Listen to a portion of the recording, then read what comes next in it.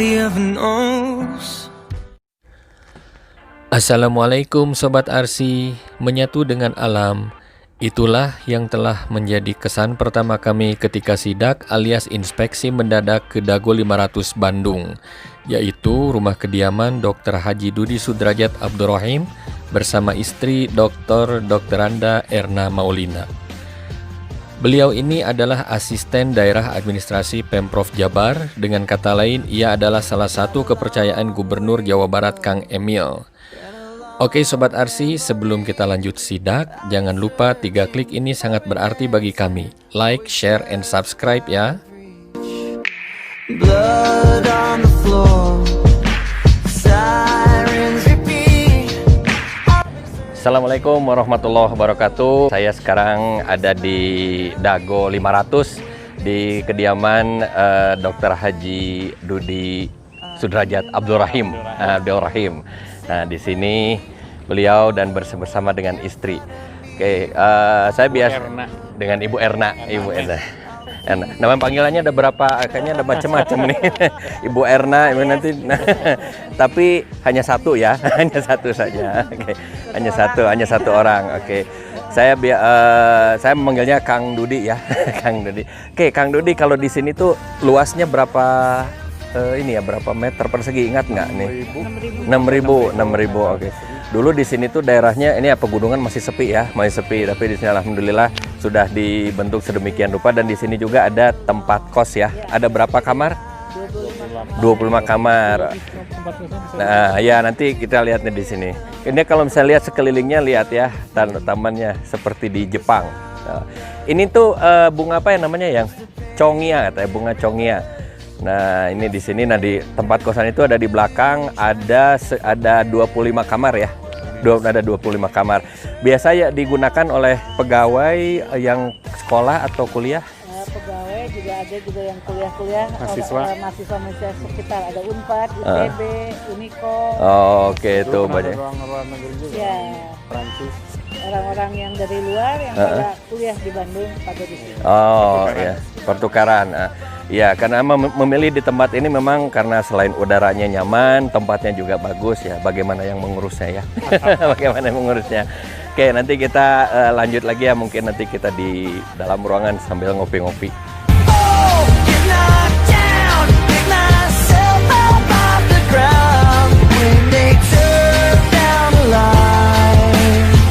I hear my battle symphony, all the world in front of me. If my armor breaks, I'll fuse it back. Lokasi area Dago ini berada pada ketinggian 800 meter sampai 1.350 meter di atas permukaan laut.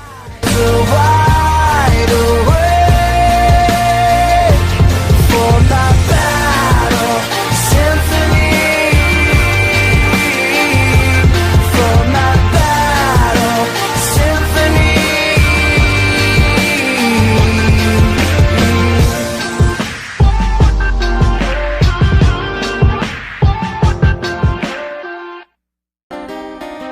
Di sini terdapat tempat kos di salah satu bangunan 3 lantai dengan jumlah 25 kamar dan fasilitasnya lengkap loh.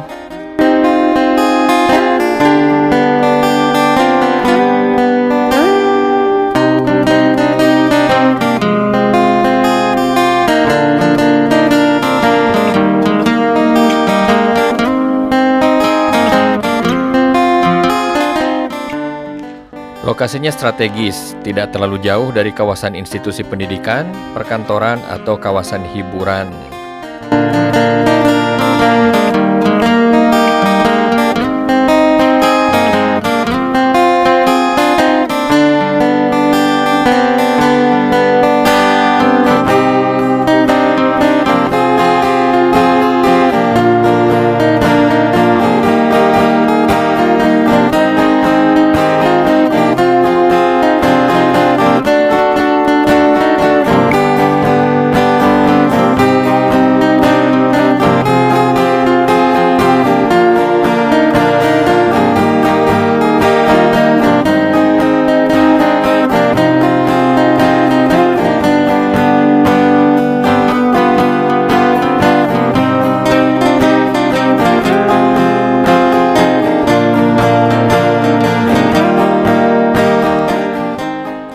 Selain mengeksplor kediaman utama Kang Dudi bersama istri, alhamdulillah saya mendapatkan kesempatan untuk ngobrol-ngobrol santai bersama Kang Dudi seputar tugas dan tanggung jawabnya di Pemprov Jawa Barat sehubungan kondisi pandemi COVID-19 dan aktivitasnya saat akhir pekan.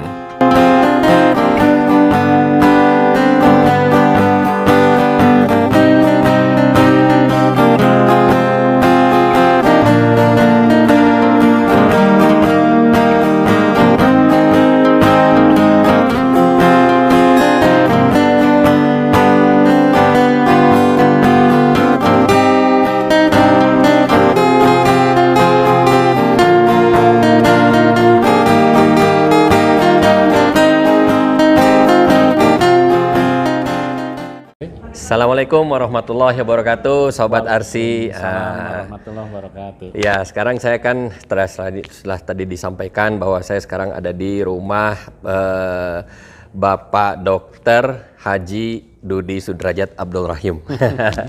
Oke, Kang Dudi, mungkin kita sedikit cerita ya, kan mungkin teman-teman nggak ada. Nah ini kan, saya ini kan aslinya kelahiran saya kelahiran Bandung gitu. Nah jadi Kang Dudi ini adalah salah satu kepercayaannya Gubernur Jawa Barat Kang Emil. Kang Dudi itu di asisten administrasi, asisten sekda bidang administrasi. Oh oke. Nah di Pemprov Jawa Barat. Asisten 3 Pemprov Jawa Barat ya. Oke. Di Gedung Sate. Oh di Gedung Sate, di Gedung Sate. Nah itu kalau asisten 3 itu tanggung jawabnya apa aja Kang Dudi nih?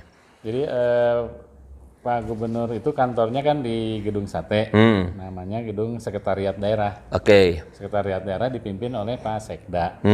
Sekdanya ada 1. Yap. Nah Sekda dibantu juga oleh 3 asisten Sekda. Ada asisten 1 bidang pemerintahan dan Kesos. Asisten 2 bidang perekonomian, juga di dalamnya ada pembangunan. Saya sendiri bidang administrasi, asisten 3. Bidang administrasi itu berkaitan dengan kebanyakan urusan administrasi kan namanya juga, kaitan dengan SDM, untuk membantu Pak Sekda di bidang SDM, di bidang organisasi, di bidang kehumasan, dan yang khusus juga di Sekda internal itu urusan umum. Waduh, sibuk banget nih ya, banyak banget gitu. Kerjanya banyak. Tapi ada asisten juga nggak nih? Asisten pribadi. Asisten pribadi ya. Nggak ada lah. Waduh. Kita nggak dikasih fasilitas itu. Oh nggak dikasih fasilitas. Ada lah yang bantu-bantu, ada staff. Oh oke. Ada sekretariatnya soalnya, ada TU-nya. Oh oke. Ya jadi setidaknya ada yang bantu lah ya. Oke. Nah ini Kang Dudi, sekarang itu kan bukan cuma di Jawa Barat, seluruh dunia ya kan, kita sekarang ada COVID-19 ya, pandemi gitu. Nah kemarin terakhir ini Jawa Barat itu agak sedikit naik lagi itu di klasternya itu di sekolah calon perwira itu ya, Secapa ada ya. Nah kalau Kang Dudi sendiri di Pemprov Jabar ini ya, dengan keadaan seperti ini ada tugas khusus nggak gimana menangani ini dan gimana kondisinya tuh seperti apa sekarang tuh? Jadi di Pemprov setelah terjadi pandemi COVID-19 ini, kita membentuk namanya gugus tugas. Oh, gugus tugas ya. Percepatan penanggulangan COVID-19, GTPP, seperti itu. Ketuanya Pak Gubernur, terus ada wakil ketuanya yang berkaitan dengan forum komunikasi pimpinan daerah. Ada Pangdam, ada Polda, polisi, ada pengadilan tinggi, ada kejaksaan tinggi, DPRD dan sebagainya. Nah, ketua hariannya itu Pak Sekda. Sekretarisnya ada dulu asisten 1 dan beberapa orang kepala dinas kesehatan dan juga kepala Badan Penanggulangan Bencana Daerah.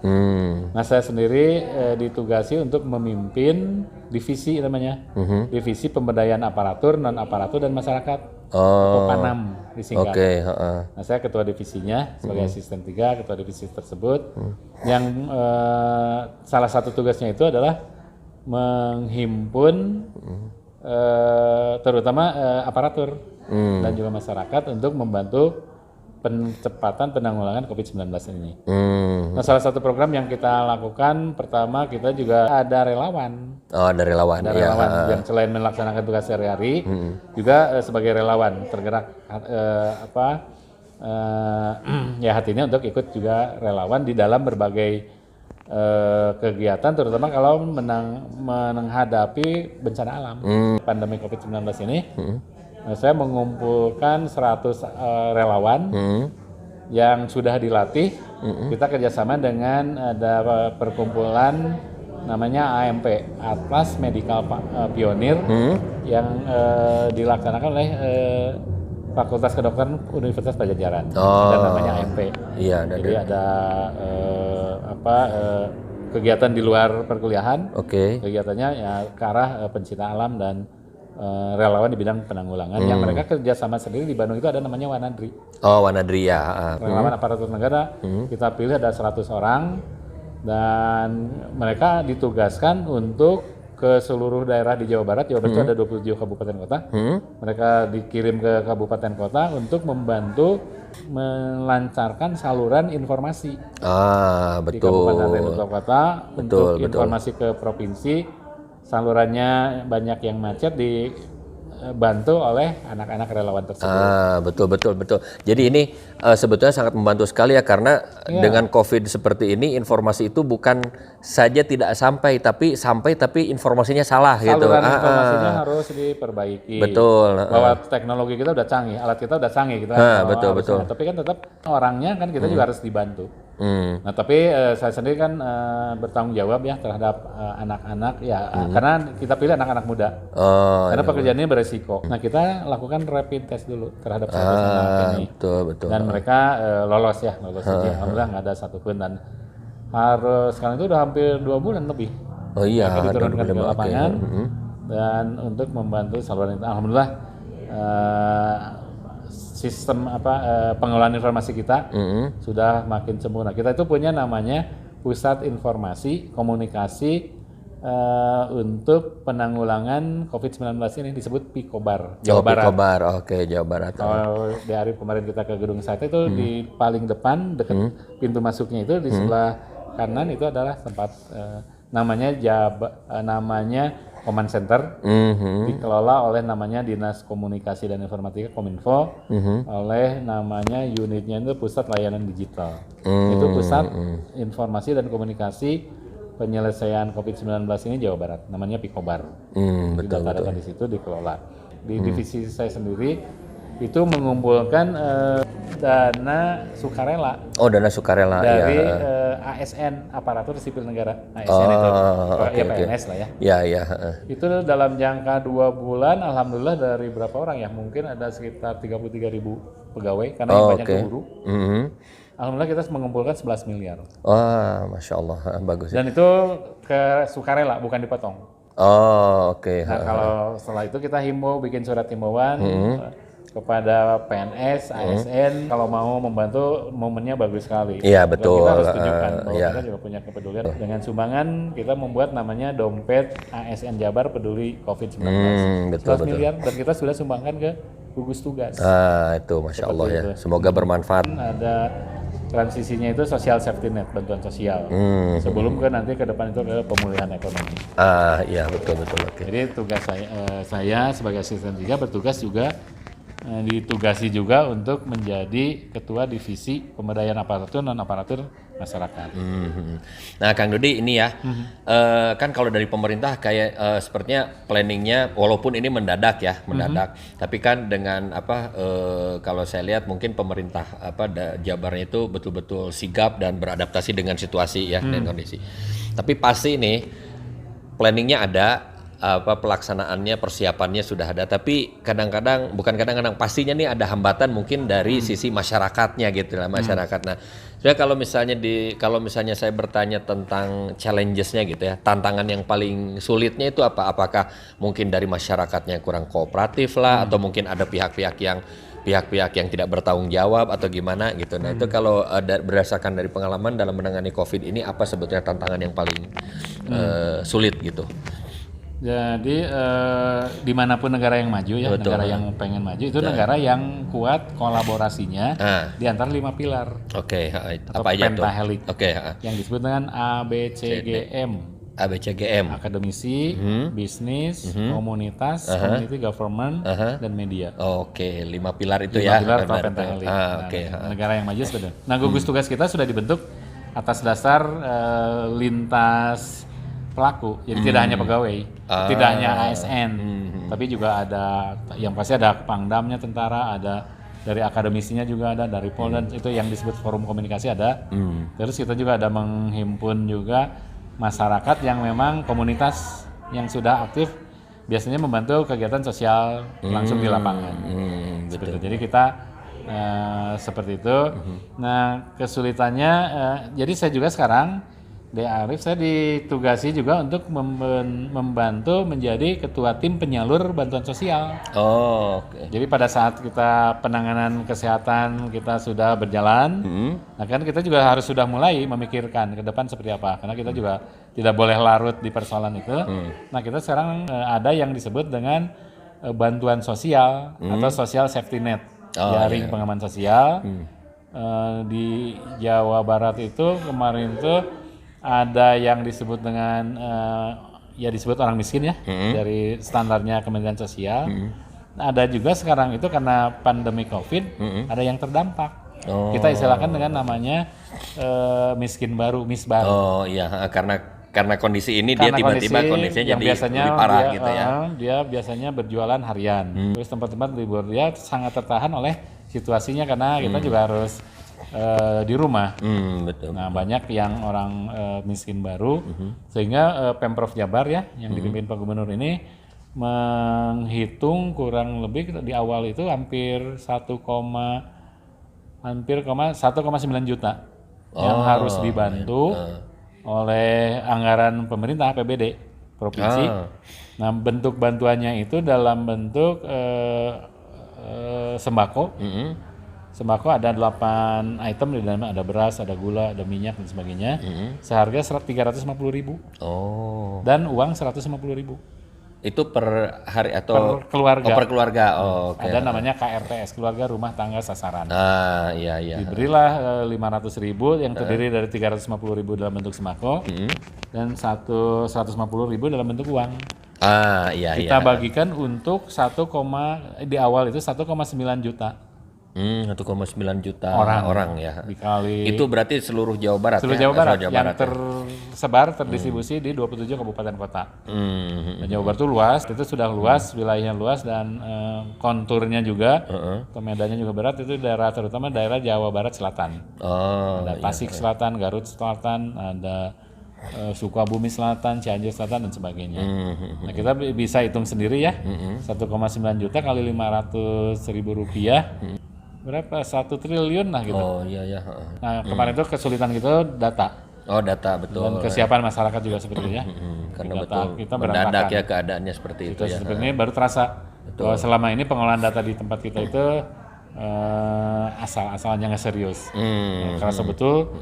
Sehingga nanti sehingga pada saat kita harus menyalurkan bantuan, karena bantuan itu ada 9 jenis. Ada dari kementerian, dari pusat, ada kementerian sosial, ada kementerian desa dan sebagainya. Di provinsi juga kita, terus juga di kabupaten kota juga ada memberikan bantuan dan waktunya berbeda-beda, waktu penyalurannya juga jenisnya bentuk bantuannya juga berbeda-beda. Kalau kita dari provinsi bentuknya 500.000 tadi, ada juga dari pusat untuk 4 bulan. Untuk 4 bulan. Untuk 4 bulan. Ada lagi juga pusat itu 600.000 dalam bentuk uang cash, tapi 3 bulan. Jadi ada macam-macam seperti itu. Betul. Berarti tantangannya sangat besar ya teman-teman semua nih dengan adanya COVID. Tapi ya insya Allah ya, biasanya dengan keadaan yang seperti ini, insya Allah pemerintah provinsi Jabar itu ke depan itu akan lebih siap ya untuk untuk menghadapi banyak hikmah ya. Betul. Jadi data kejadian seperti ini, pengolahan data kita berantakan. Terus kita juga harus, sekarang gini, ada COVID, tidak ada COVID, hidup kita itu dipengaruhi oleh yang disebut dengan perkembangan teknologi informasi dan komunikasi, ICT. Betul. Di Arif kan bergelut di bidang itu. Iya. Sekarang hidup kita itu sangat dipengaruhi oleh alat seperti ini, ICT. Iya, betul ya. Jadi ada 2 teknologi informasi, pengolah data menjadi informasi kan. Betul. Ini di dalamnya alat ini ada namanya microprosesor, sekarang mungkin nanoprosesor saking kecilnya, tapi kapasitasnya besar, sehingga kita bisa dapatkan di sini ya seperti komputer dulu lah, ada data angka, data kata-kata, sekarang itu udah video, udah foto dan sebagainya, dan itu membutuhkan space yang banyak. Dan komunikasinya itu kita bisa bikin foto di sini, terus kita sebar distribusi ke seluruh dunia dalam jangka sekian detik, foto tersebar ke mana-mana. Itu disebut dengan teknologi komunikasi. Betul, jadi ICT itu seperti itu, dan itu mempengaruhi sendi-sendi kehidupan kita di seluruh dunia. Betul. Ada yang disebut dengan globalisasi. Iya, Globalisasi itu fenomena di mana seolah-olah dunia itu mengecil. Ya, betul. Kenapa? Karena pertukaran informasi antar benua itu bisa kita lakukan dalam satuan detik. Betul. Nah, jadi ada COVID, tidak ada COVID, kita itu dipaksa sekarang merasakan betul kita sekolah pakai teknologi informasi dan komunikasi.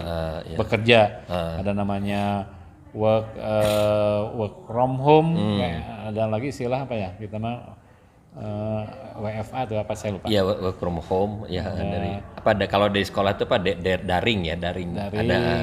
Sekarang anak-anak itu harus dipaksa untuk belajar di rumah. Betul. Dibantu ibu-ibunya. Dan ibu-ibunya sekarang harus menyiapkan sembako di luar makanan minuman, di luar kebutuhan pokok, itu kuota. Kuota. Biaya belanja untuk internet karena harus kirim tugas. Iya, betul ya. Menerima tugas, mengerjakan tugas anak-anak. Setelah itu kita harus kirim juga ke. Itu harus disiapkan belanja. Sekarang mungkin juga seperti sembako juga, belanja kebutuhan dasar juga. Iya, betul ya. Jadi apa namanya sekarang ya kita memang tergantung dengan teknologi. Tapi kalau misalnya kita lihat hikmahnya ya. Betul kalau kita mengikut ke syariah Islam bahwa Allah itu tidak akan memberikan cobaan di luar kemampuan manusia ya. Kita bisa bayangkan kalau kondisi seperti ini di saat kita tuh belum adanya internet gitu, kita akan sulit sekali gitu ya. Mungkin bisa kita mengatasi tapi akan sangat lambat gitu ya. Nah, jadi sekarang alhamdulillah walaupun sulit tapi tetap kita bisa mengatasi, dan memang hambatan-hambatan itu masih selalu ada lah ya. Selalu ada. Nah, kalau dilihat dari update terakhir nih Kang Dudi, kondisi Jawa Barat ini gimana kira-kira nih ya? Mengikuti perkembangan di grup ya. Iya, Jadi terkonfirmasi di Jawa Barat ada 5.461 orang. Itu total ya? 60 totalnya. Okay, total. Meninggal sekarang udah angkanya 190 orang. Tambah 2. Yang sembuh itu 2.174 orang, nambah 31. Terus yang positif aktif 3.097 orang, nambah 27. Dan ini data dari Pikobar 18 Juli 2020, pukul 19 tadi pagi. Terus kita juga membuat tes di Jawa Barat sebanyak 327.979 melalui RDT 223.376, PCR 104.603. Ini juga data dari Pikobar. Nah, sebanyak 100 orang terkonfirmasi positif di sekolah calon perwira TNI Bandung telah dinyatakan negatif berdasarkan hasil uji usap kedua Sabtu kemarin. Dari total 1.308 yang dinyatakan positif COVID-19, kini tersisa 849 orang. 450 orang dinyatakan sembuh. Betul. Jadi sebetulnya memang penularannya itu berbahaya, tapi masih bisa sembuh. Jadi tergantung ketahanan tubuh kita juga ya. Gitu. Oke, mungkin ya itulah teman-teman ya. Mungkin itu baru sebagian kecil tuh, udah panjang lebar ya penjelasannya dan bagaimana sibuknya pemerintah Jawa Barat dalam mengatasi pandemi COVID-19 ini gitu. Nah, mungkin kalau dari Kang Dudi sendiri ada harapan-harapan nggak nih kepada masyarakat supaya membantu, karena bagaimanapun kan pemerintah yang sebagai pelaksananya itu, tapi tetap perlu karena ini bukan tanggung jawab pemerintah sebenarnya, tapi tanggung jawab seluruh masyarakat Jawa Barat gitu. Dan pemerintah yang menjadi dirijennya. Betul. Tetap pemerintah yang harus di depan untuk menghimpun yang namanya kolaborasi tadi kan, menghimpun potensi kekuatan. Bisa uang, bisa pikiran, bisa doa, macam-macam kan. Betul, tidak harus selalu dalam bentuk materi. Betul. Nah, sebab itu tetap harus berbagi peran. Peran pemerintah menjadi dirijennya dan yang lain menjadi berbagi tugas lah. Betul. Akademisi, hasil risetnya, atau anak-anak mahasiswanya, atau dan sebagainya. Terus bisnis juga, sekarang bisnis juga membantu kita dalam bentuk CSR. Ada sumbangan-sumbangan. Iya betul. Berarti dari semua bidang ya. Semua bidang kita ada. Betul. CSR-nya dalam bentuk uang juga, ada bentuk peralatan karena pabrik APD atau pabrik alat-alat dan sebagainya kita menerima juga dari itu. Terus komunitas juga relawan, saya juga banyak dibantu oleh relawan dari komunitas. Ada yang tiba-tiba komunitas kemarin namanya apa ya? Komunitas ojek lah. Oh iya. Ojek itu, dan mereka juga sangat berani gitu. Tapi dengan resiko juga. Ada yang terpapar juga di daerah Bandung Selatan. Seperti itu. Jadi terus media juga. Betul. Pemerintah juga kan berjenjang dari tingkat pusat, tingkat provinsi, kabupaten, kota dan sebagainya. Kita kerasa di antar pemerintah aja kita masih banyak masalah untuk kolaborasi. Belum lagi pemerintah dengan non pemerintah. Termasuk juga media. Media itu untuk penyebaran informasi yang pasti. Betul. Untuk edukasi juga, untuk menginspirasi juga supaya ya hasil kerja semua orang itu tersosialisasikan, terdistribusi informasi ke seluruh masyarakat yang ada. Jadi kita untuk saling bertukar informasi, saling beredukasi dan sebagainya. Ya. Oke, nah jadi teman-teman ya, kalau misalnya kita bicara masalah pandemi ini, memang bantuan itu sangat diharapkan dari berbagai lapisan masyarakat. Siapapun Anda, apapun profesi Anda, bantuan selama apa yang bisa dilakukan untuk membantu, bantulah. Jadi jangan mempersulit keadaan yang sudah ada ya. Jadi apa saja yang bisa kalian yang bantu. Even kalau misalnya kita tidak bisa membantukan cara finansial atau fisik, dengan doa pun itu akan sangat bermanfaat gitu ya. Karena kekuatan doa itu sangat dahsyat ya, Kang Dudi ya. Bareng-barengan. Betul, apalagi kalau sama-sama. Jadi mudah-mudahan kita sama-sama mengharapkan dan berdoa bahwa pandemi ini bukan saja di Jawa Barat tapi di seluruh dunia. Ya mungkin kalau berhenti itu mungkin akan sangat kecil kemungkinannya, tapi setidaknya kalau misalnya vaksinnya keluar gitu ya, mudah-mudahan bisa dipercepat gitu. Tapi kalau kita bicara dengan kekuasaan Allah tidak ada yang tidak mungkin ya. Jadi apakah itu virusnya memang mati total atau vaksinnya segera ditemukan sehingga kita bisa kembali bukan melaksanakan hidup bukan dengan new normal tapi kembali dengan normal yang dulu gitu ya. Seperti itu. Nah, mungkin itu aja Kang Dudi tentang tentang kita bicara tentang Covid ya. Cuman sedikit nih sebelum kita akhiri nih. Ini kan hari Minggu nih, hari Minggu. Saya udah mengganggu waktunya Kang Dudi ini. Kang Dudi ini kan kalau Covid ini kan nggak kenal waktu ya. Nah, Kang Dudi sendiri gimana? Apakah suka dapat call tiap malam kah atau mungkin weekend sekarang juga harus standby lah atau gimana ya? Nah, mungkin kembali lagi ke perkembangan ICT yang kita menggunakan alat canggih ini. Oke. Nah, kalau dulu saya berpikir karena alat ini canggih, sebagian pekerjaan kita dibantu oleh alat. Akhirnya kita punya sisa waktu yang cukup banyak untuk istirahat dan sebagainya. Ternyata tidak. Semua orang sekarang merasakan itu. Sekarang kita apakah itu bekerja atau tidak, alat ini mempengaruhi kehidupan kita itu 24 jam. Betul. Jadi bagus ya teman-teman, katanya teknologi itu katanya mempermudah hidup seseorang. Betul. Tapi ternyata kenyataannya sekarang nggak bisa istirahat juga.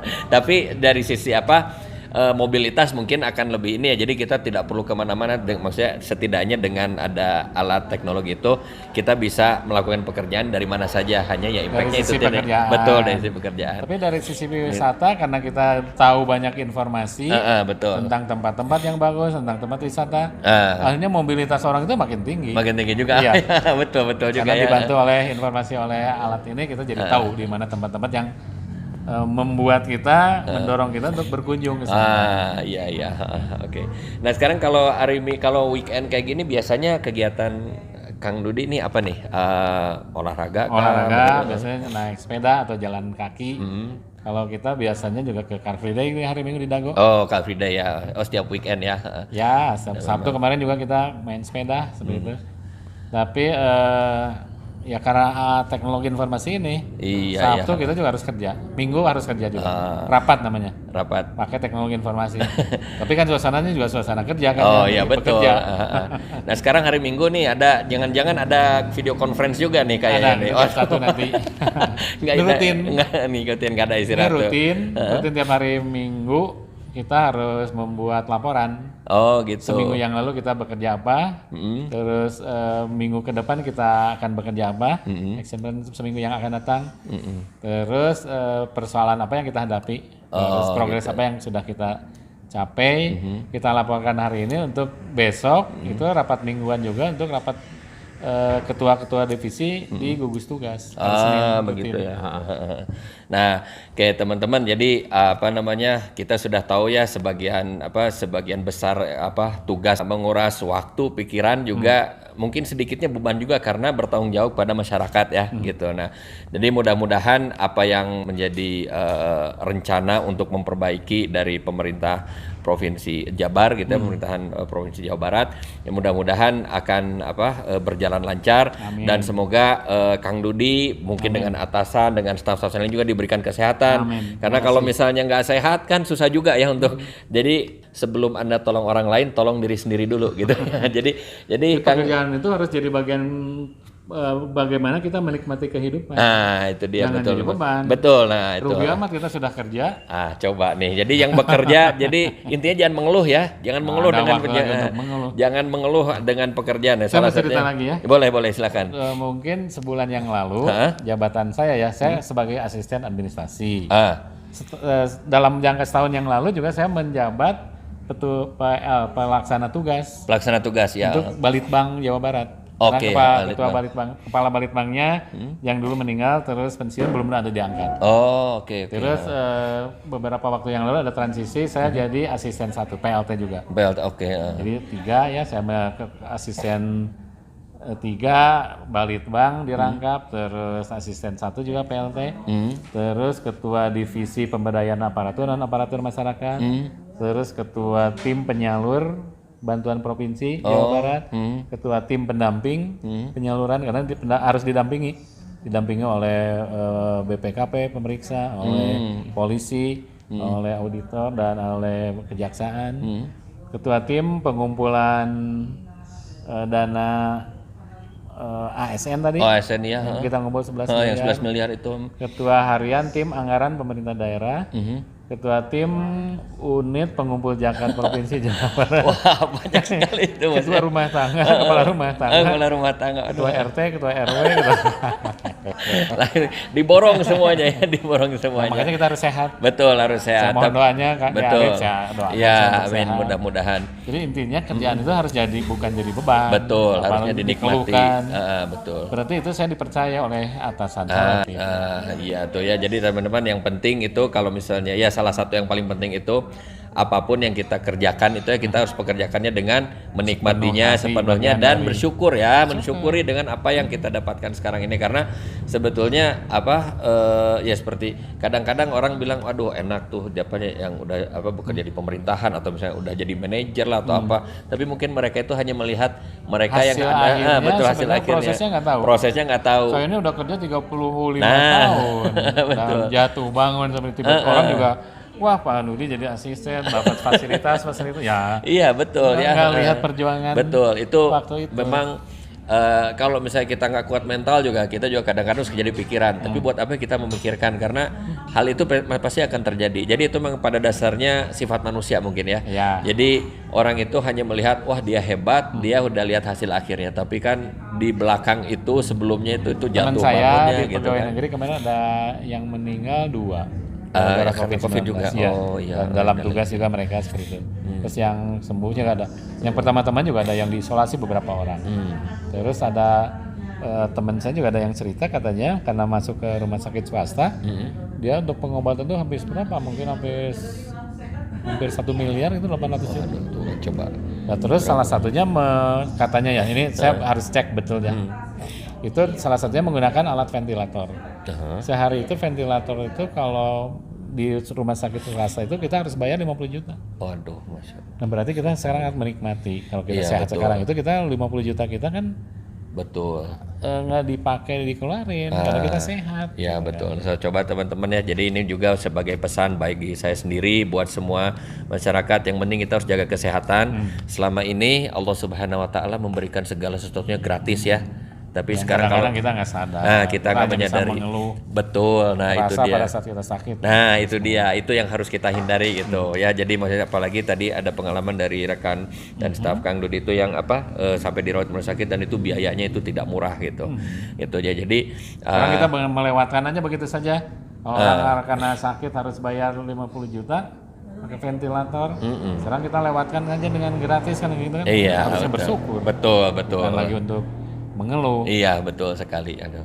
Ya, begitu teman-teman. Jadi sudah diceritakan secara detail oleh Kang Dudi ini ya, apa yang jadi tanggung jawab Kang Dudi Yang pasti di jangan lupa pemerintahan. pakai masker.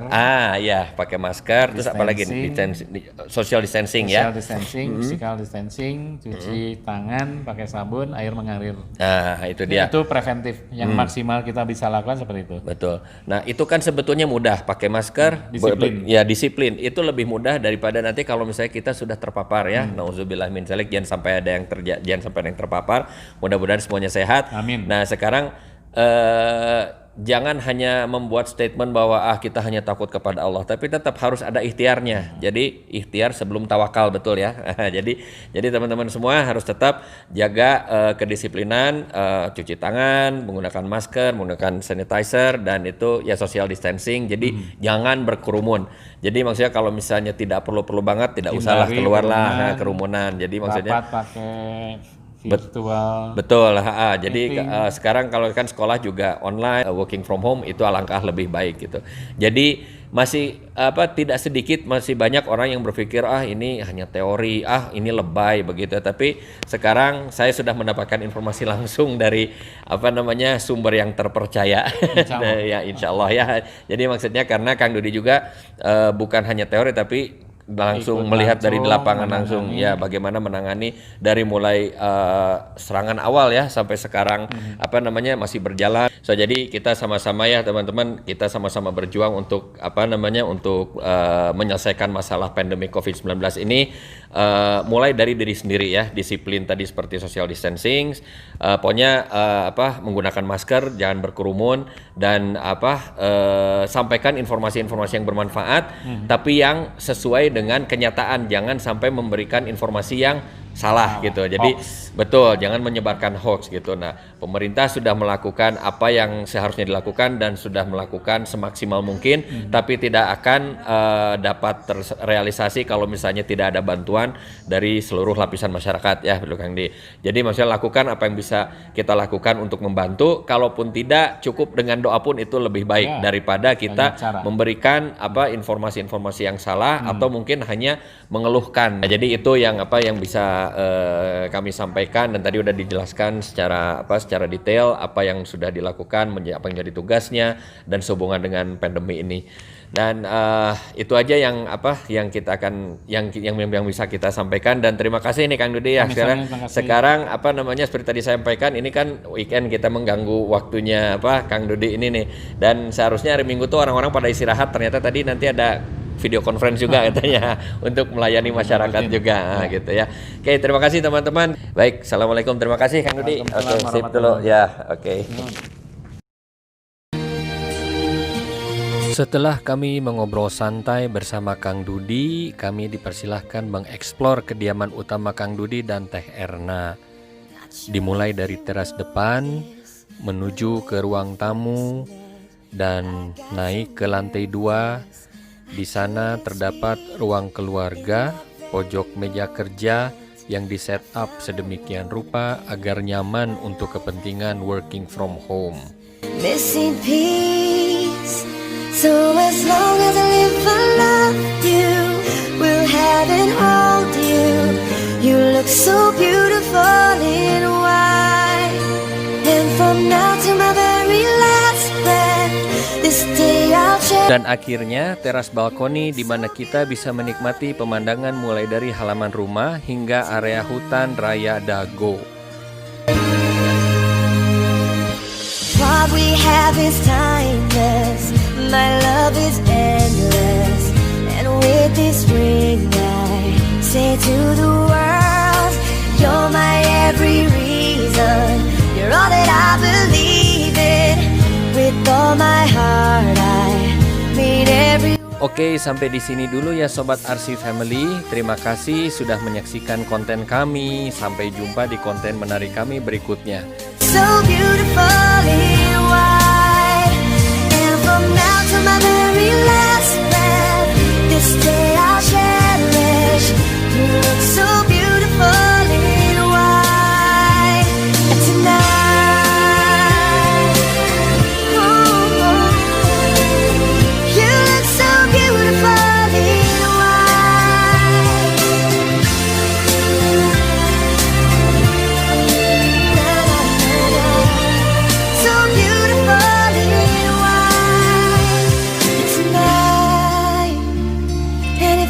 wonders what our future holds.